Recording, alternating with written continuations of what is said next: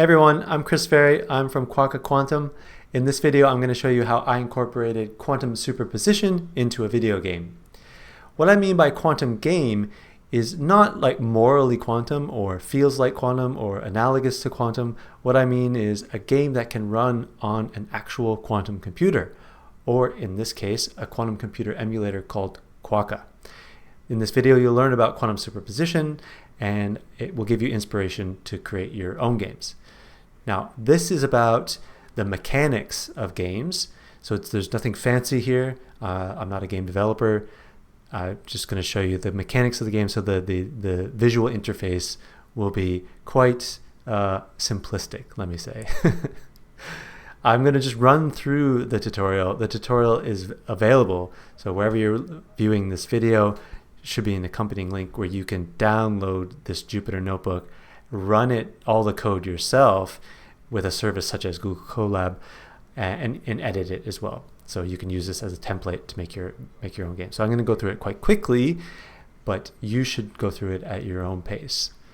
So the first thing to do is set up the environment. So that's the first cell here. First cell sets up the environment.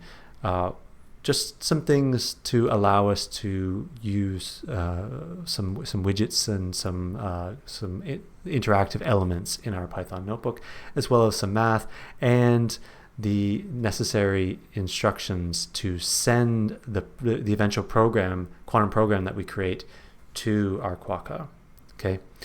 If you're watching this, you don't know much about quantum computing. What's not happening is, this isn't being run on a quantum computer. You're not watching this video on a quantum computer.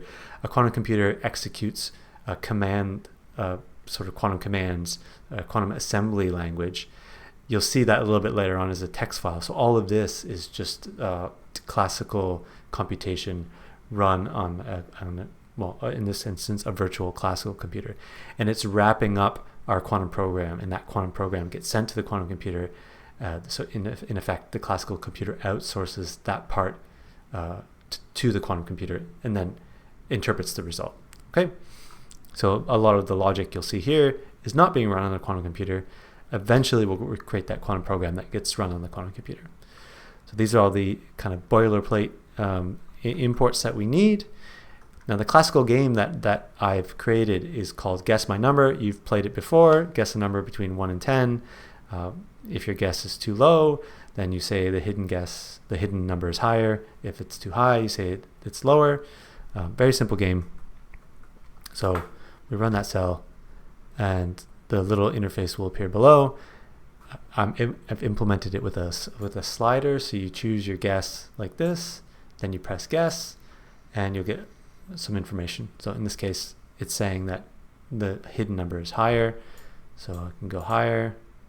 Oh, wow, look at that. 2 guesses. I'll show it again so that it doesn't look like I've cheated. You can learn about binary search here too, right? So the optimal thing to do is split the interval in half, and you should be able to get it in no more than 4 guesses. In this case, yeah, I'm getting good at this. All right, first thing to understand about quantum computing is that the result of a quantum computer is not deterministic in general. So what happens is that the computer returns a random result, but that result is biased. If you program your quantum computer correctly, it's biased towards the answer that you're looking for, but it still produces random numbers. So you can use it as a source of randomness if you need that in your game as well. So we just go through a little bit of information about what probabilities are and how we're going to incorporate that into this game. So here we're going to replace the hidden number with the hidden bias.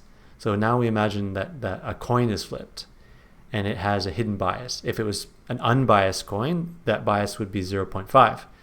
If it was biased towards heads, let's call that a bias of 0. If it's biased towards tails, let's call that a bias of 1. So there's a hidden bias. If it's closer to 0, like say 0.1, then we expect 9 out of 10 heads. If it's closer to 1, like say 0.9, we expect 9 out of 10 tails. But the actual number we get is random. Okay. So what happens is we're going to guess the hidden bias, and we're going to click check, and a simulated coin toss happens, and that's going to help us understand whether our guess was correct or not. Okay, and then in the previous game, the sort of the skill element, or the way you evaluate how well you've done at the game, was in the number of guesses. In this case, what we're going to do is we're going to create a bank of coin flips, a bank of repetitions. So every time you guess, your bank of possible flips dwindles. So you need to choose the number of coin flips for every guess carefully. Okay. Now, in this first game, the whole game was in this function here, right? If the guess is less than the hidden value, you print higher. If the guess is lower, then you print lower. Then the rest of what you see here is just to display this slider. So the logic of the game is quite simple. Now the logic here has become slightly more complicated. So this is the logic of the game. The rest of the game is just to display the sliders and the buttons. So here, if we work our way backwards, if we have the correct guess, we say it's correct.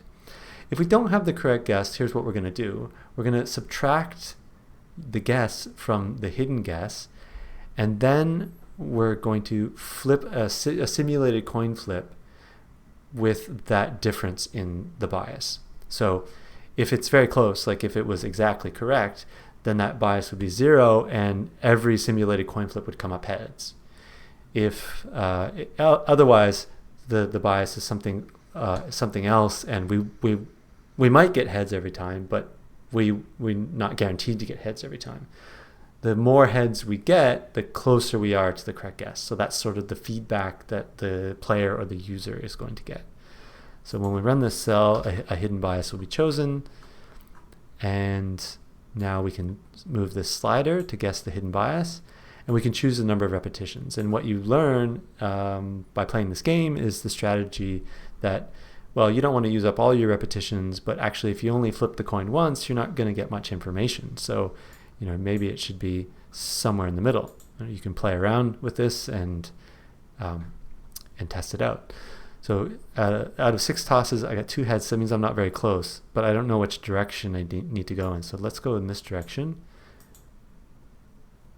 I got 4. Okay, so I feel like I'm closer. So maybe I'm going to go somewhere in between. Oh, there we go. And I didn't run out of guesses.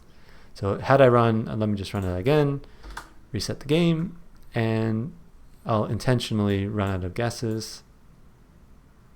Wrong guess. Let's guess that again. Wrong guess, wrong guess. You don't have enough repetitions. So eventually, game over. I didn't guess it correctly. Okay.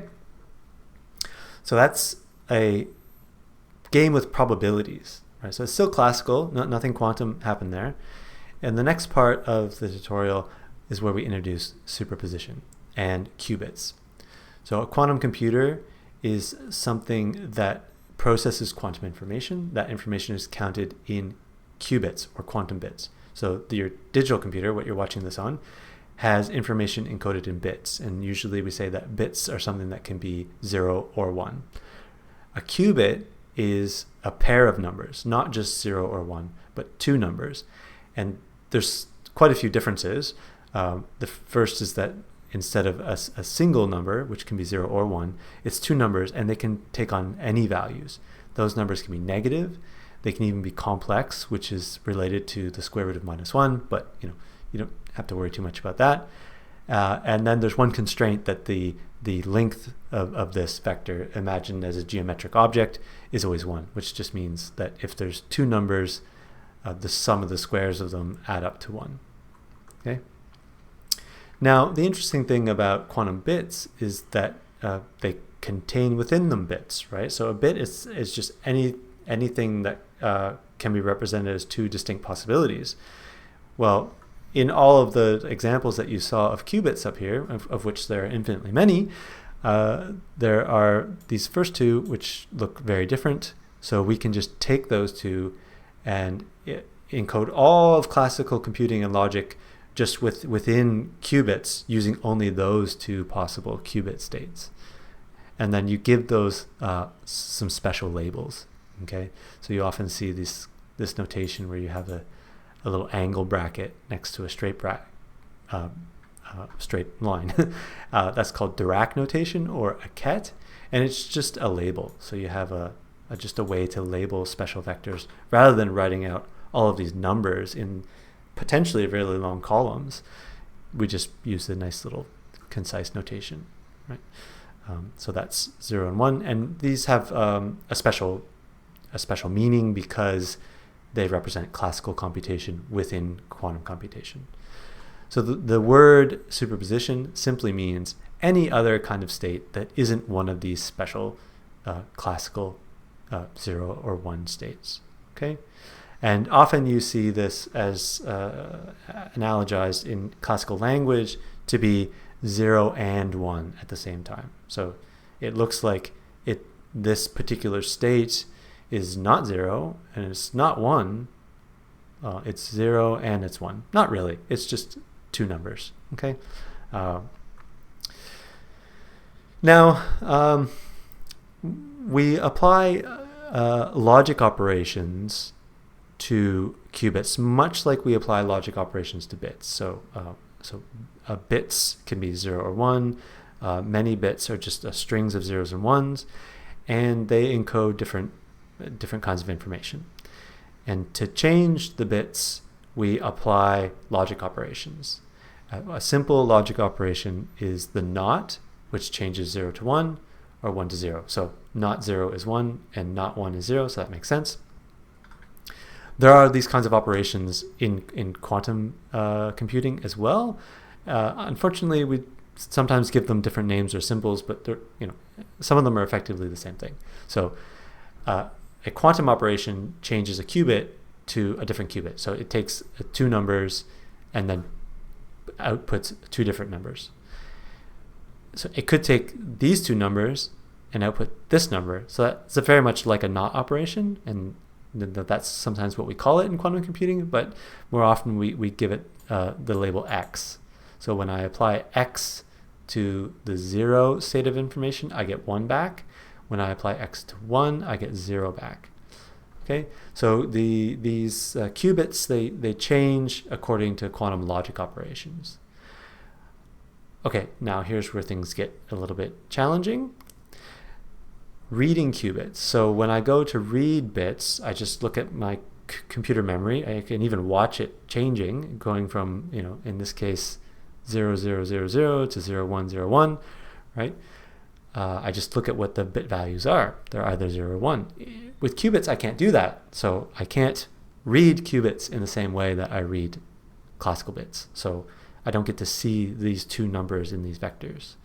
In fact, the result of reading qubits is always bits. So if I read a single qubit, I only ever get a 0 or 1 back. Okay? And if I have a memory of n qubits, then when I read them, I only get n bits of information. And the bits that I get are random, but they're not completely random. That would make quantum computers useless. The bias towards 0 or 1 is exactly those two numbers in this column of numbers.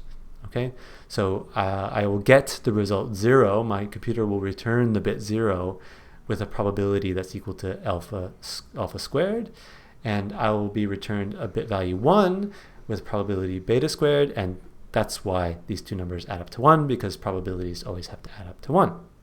Okay, so that's the basics of qubits and superposition. You have what's called a vector, so two numbers. These can be any kind of numbers, so long as the sum of the squares of them is equal to 1. There are some special numbers, ones with 1, 0 and 0, 1. That's called 0 and 1, the classical states or computational states. And then any state that's not one of those, so in fact almost every state, except for the two special ones, is called a superposition state. Okay, good. How are we going to put superposition into the game? And how is that game going to run on a quantum computer? That's in the next section. You know what, I'm just going to change this because I like to have a nice horizontal line separating these sections. And like I said, this is all in the Jupyter Notebook, so you can just edit it on the fly and run code on the fly. Very useful, very cool. So I told you about the X gate that changes 0 to 1 and 1 to 0, so that can't create superpositions. We need something that creates superpositions. A particularly useful gate that we'll find is called an RY gate. So this is also known as a rotation gate. You don't need to know why. If you know some trigonometry, you might recognize what's happening as a kind of geometric rotation, but it's not important. Just know that RY is a particular gate that can take a 0 or 1 and create one of these superposition states. And there's a very simple formula for how it works. If there's a parameter, theta, that's called the angle. If I apply an RY gate to 0, it takes me to a superposition of 0 and 1 given by a cosine and a sine.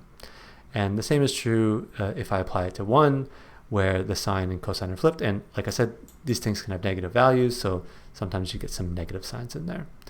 A little bit further on, we'll see why it's rotation in this sort of geometric picture. So how are we going to create a game using this RY gate? Well, we had this hidden number game, which then turned into a hidden bias game. So now let's turn this into a hidden angle game. So there's going to be an RY gate that's applied to my qubit, and I have to guess which one it is. How might I do that? Well, one thing I can do is I could try to read the qubits and try to guess what that is, knowing it was an RY gate, but that's not very interesting. Let's make this a bit active.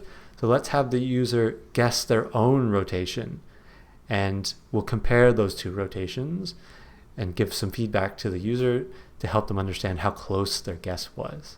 Okay, and how are we going to resolve that? What is this check guess going to do? It can't just be classical logic if our game is going to be a quantum computer or quantum program that runs on a quantum computer. So we'll use our Quokka as our quantum coin flipper, and our game will be a quantum program that gets sent to the Quokka. And just I'm assuming that you've seen a little bit about this wherever you were guided to this video from, but the point is a quantum program is an assembly level program, just a list of instructions, and that gets sent over Wi-Fi to our device, and then the device spits out bits. It gives an answer in bits. Okay, so our program will be apply a hidden gate. The user doesn't get to know what that gate is. Then the user gets to choose an angle that's meant to oppose this angle, right? So our qubit always starts in 0, in this 0 state, and then once we apply gates to it, that state changes, and then when we measure, we get a bit of information, and the computation completes, and it is done. So we will know that the hidden rotation gate is applied, so the user will choose a new angle, and then that instruction will be added to our quantum program, and then the program will be executed. Okay. So it's kind of like the previous game where there's a hidden bias, a guess bias, and then those biases are compared, and then a simulation happens. The same thing is going to happen here. So let me just quickly show you what the program looks like. Lots of documentation and examples. As I said, you should go through this at your own pace.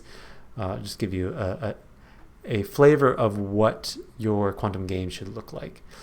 At some point, you should have a quantum program being generated. So in this instance, the program instantiates a qubit of information, and I also need what's known as classical registers or classical bits. So that's where the answer is stored. So remember, when I read that qubit, I get a bit, so I need a place to store that bit. So typically you have the same number of qubits and bits being initialized in our quantum computer. Then I have a hidden angle. Okay, so there's a hidden angle. The user doesn't get to to see what that is. And the user will make a guess, and the game logic is to add a new gate, a new quantum logic gate to our program based on the guess of the user, and then we read, or in quantum computing or physics parlance, measure the quantum computer. Then it gets sent to our Quokka. So in this case, my Quokka has a name, and the result is returned as a JSON object. There's this code here already templated out to extract that answer. Okay, very good. And a little bit here about how we might be able to visualize this, just to add a kind of a little bit more visual element to the game to see what's going on.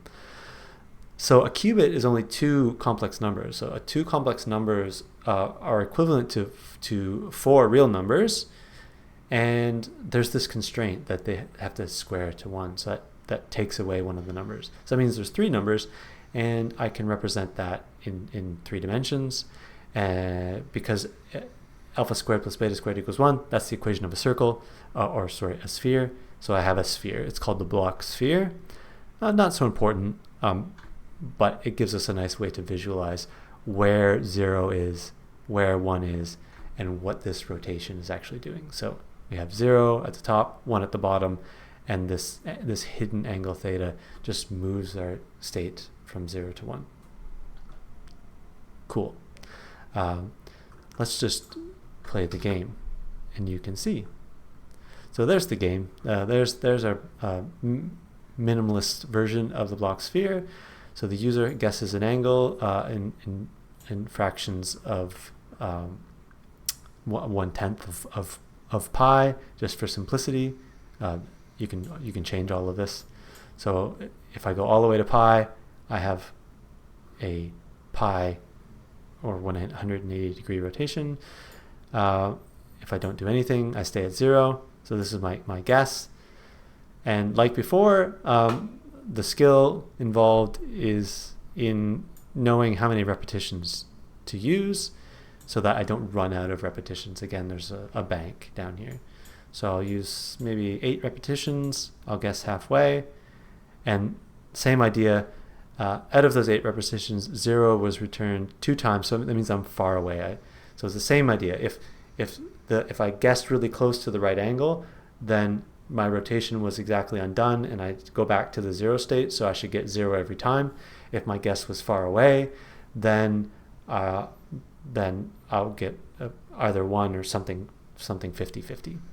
Okay, so here it seems like I'm quite far away, 2 out of 8 times, but I guessed right in the middle, so I don't know if I should go up or down. So let's go up and guess again.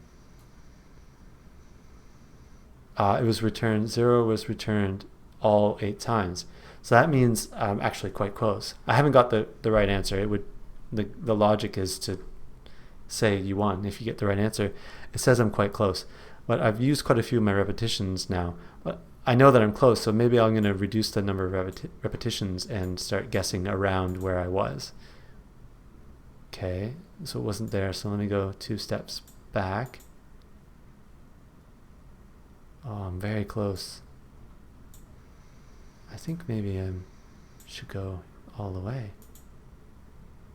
Correct. Ooh, just as I ran out of repetitions. Oh, it's an exciting game. Let's see the logic. Again, there's a lot of code here, but you don't have to worry about that. That's all just to create this little widget in visualization. The game logic just, again, sits here. I have my count and my total number of repetitions available. That gets counted and calculated. If I've guessed the right angle, yay, good job, you guessed the right angle. If not, then I just call that function which creates the quantum program and sends it to the Quokka and